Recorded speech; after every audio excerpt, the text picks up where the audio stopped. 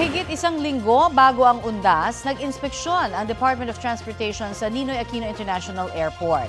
Handa na ba ang paliparan sa pagdagsa ng mga pasahero? May ulat on the spot si Darlene Kai. Darlene?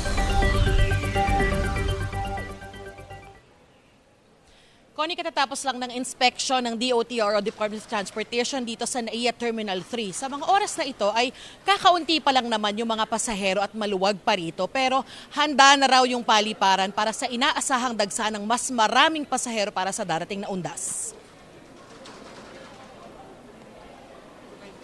Pinangunahan ni Acting Transportation Secretary Giovanni Lopez ang pag-iikot at pag-iinspeksyon dito sa NAIA Terminal 3. Kasama niya si NNIC President Ramon Ang at iba pang opisyal ng New NAIA Infra Corporation o iyong operator ng NAIA, kasama rin ang Manila International Airport Authority. Inikot nila ang kabubukas lang na bagong renovate na mezzanine food hall dito sa Terminal 3, pati na ang check-in counters at arrival area. Sabi ni Lopez, handa na raw ang paliparan sa dagsa ng mga pasahero.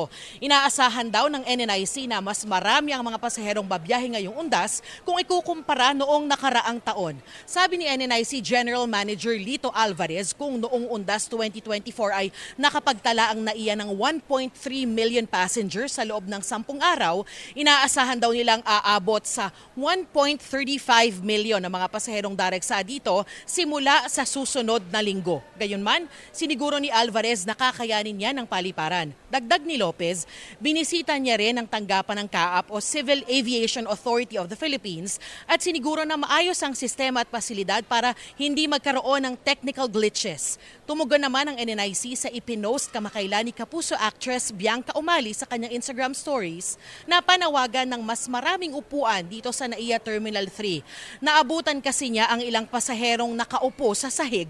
Sabi ni NNIC GM Alvarez, ongoing pa ang construction sa ibang bahagi ng paliparan kaya sarado pa ang mga ito sa publiko. Pero inadjust o inayos naman daw nilang mga upuan kaya sinisiguro nilang sapat ang mga ito para sa dagsa ng mga pasahero ngayong undas.